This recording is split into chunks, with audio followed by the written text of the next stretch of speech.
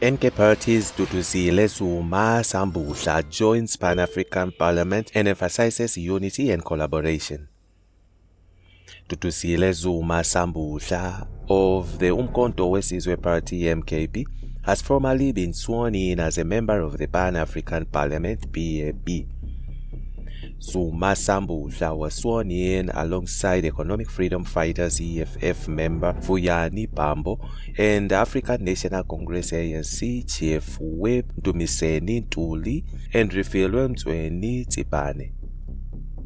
The swearing-in ceremony took place on Monday, September 16th during a session of the Pan-African Parliament Committees and other PAP bodies in Midrand. Zuma-Sambudla expressed her enthusiasm for her new role, emphasizing the PAP's crucial role in promoting African unity. "I'm excited to take on this role because I have a passion for African unity. Being here is going to be a kind of a driving force," she said. "South Africans being part of the PAP is a great deal in terms of bringing unity among South Africans." In an interview with SABC News, Zuma-Sambudla underscored the significance of collaboration among politicians from various parties within the PAP to advance Africa's collective goals. "The Pan-African Parliament is very important. When we talk about African unity, it starts with organizations like these," Zuma-Sambudla said. "What makes me happy is that as much as we come here as different parties in this building, we are so united." The MKP also took the social media to extend their congratulations. On X, formerly Twitter, they posted, "Umkhonto WeSizwe Party congratulates our Member of Parliament Honorable Duduzile Zuma-Sambudla on being sworn in as a member of the PAP. Umkhonto WeSizwe Party congratulates our Member of Parliament Honorable Duduzile Zuma-Sambudla of being sworn in as a member of the Pan-African Parliament." Umkhonto WeSizwe Party official at Umkhonto WeSizwe X September 16, 2024. According to the PAP, as outlined by the treaty establishing the African Economic Community Abuja Treaty, the Pan-African Parliament is an intelligent legislative organ of the African Union AU. It serves as a forum of citizens from across Africa to engage in discussions and decision-making on pressing continental issues, including human rights, democratic governance, and the rule of law. In addition, PAP also promotes, among other things, the coordination and harmonization of policies, measures, programs, and activities of the regional economic communities and the parliamentary fora on the continent. On the other hand, DA caught in flying fishing net. The stakes in the GNU politics reached an all-time high last week, with the president signing parts of the Bella Bill into law and the DA firing two deployed cadres. The ANC and DA are awkwardly adjusting to the demands of partial power. The two senior parties in the GNU have been in constant weekly fights with each other. From Mtsweni to Bella Bill to cadre deployment, tensions are loading within the GNU. The other members of the GNU appear to be silent or want to risk to fight with the ANC. The DA is taking the fight to the ANC. My teacher and mentor, Alex Tabisha, quoted WB Years to me last week when he stated, "Things fall apart. The center cannot hold. The best lack all conviction, while the worst are full of passionate intensity."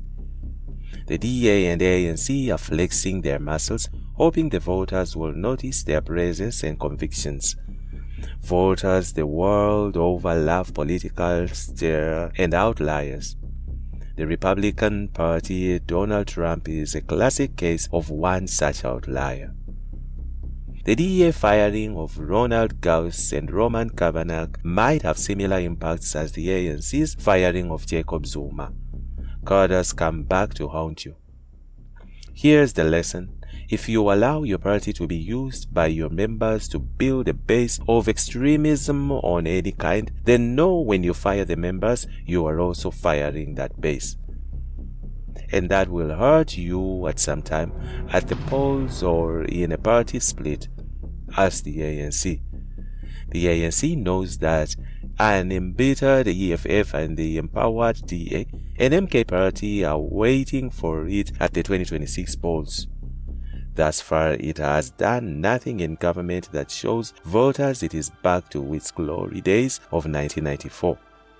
It also cannot afford to do worse than in 2021 and 2024. With its bones rattling, its imminent death is being openly spoken about.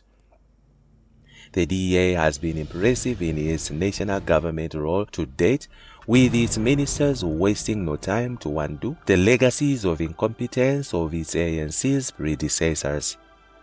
But appeasing the alt-right in its membership and voter base is a contact reminder that its leadership has not settled on a vision of South Africa that aligns with the Constitution. Appointing an anti-constitutionalist to support the party leader in his role as minister was a massive blunder for the DA. Party leader John Steenhuisen significantly toned down his anti-ANC rhetoric and appears to be very cozy with President Ramaphosa behind closed doors. This must be infuriating to party federal chairperson Helen Zille, who would have wanted more fox terrier than chihuahua from Steenhuisen. Ramaphosa is an expert at charming strategic opposition leaders when they are working together. Remember his flying fishing dates with Rolf Meyer? This is where Ramaphosa is most dangerous. He comes up close as a contrarian and leaves having won a comrade by steer. The DA, for all its steers, is finding it very comfortable being so close to power. It's the 20% dream of Helen Zille. There is little to no chance that it will ever collapse the GNU. For one, their funders won't allow them to. They will have to make this lump of clay work. The DA is at a crossroads. It will increasingly be pressured to distance itself from its all-right base. This may push its all-right base to break away from it. Like the old National Party, it will have to face the tough decision of facing its dissolution or becoming a new party in full coalition with the ANC. This is well-known Ramaphosa fly fishing strategy. Perhaps the weekly fights are a sign of blossoming new love between the two parties. Meanwhile, Minister Gwarube decides between Helen Zille and Ramaphosa, says SADTU on Bellabille. The South African Democratic Teachers Union SADTU has welcomed President Cyril Ramaphosa's signing of the Basic Education Laws Amendment Bill into law, but expressed concerns over his decision to allow 3 months for consultation over contentious clauses.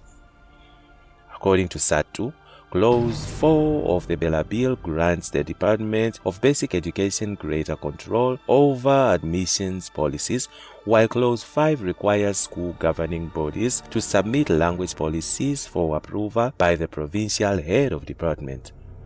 SADTU said these clauses are essential for addressing administrative barriers that hinder the transformation of the education system. The union believes that it is necessary for the department to have the final say on admissions and language policies to ensure compliance with the Constitution, as some school governing bodies have historically used their powers to exclude learners. SADTU General Secretary Mokoena Maluleke emphasized the union's frustration with a 3-month deferral by Ramaphosa, saying it undermines the extensive consultation process that has taken place over the past decade. The 3-month extension granted for further consultation on these two clauses undermine the wide-ranging legitimate processes conducted over so many years, Maluleke said. He also stressed that the Bill reflects the collective will not transform the education system from the apartheid era structure into one that aligns with democratic values. The union also raised concerns about the absence of basic education Minister Refilwe Gwarube at the bill's signing ceremony. Maluleke criticized her absence, accusing the Democratic Alliance DA of influencing her decision. Her absence is unacceptable. It vindicates our fears that the DA will run a separate parliament and a separate cabinet. This is just the beginning, where Minister will be instructed by Helen Zille not to be part of the signing because Zille is another super president of our country, said Maluleke. Sadu called on Gwarube to clarify her position and urged her to make a choice between taking orders from Zille or Ramaphosa. The ball is in the minister's court. She must decide and make the president's work easier by resigning, as she seems to be operating with the two bosses, Helen Zille and President Cyril Ramaphosa, Maluleke said. The union emphasized its commitment to monitoring the upcoming consultation process closely, ensuring that it does not reverse the process made over 30 years of democracy, particularly by preserving privileges that benefited the minority while excluding the majority of South Africans.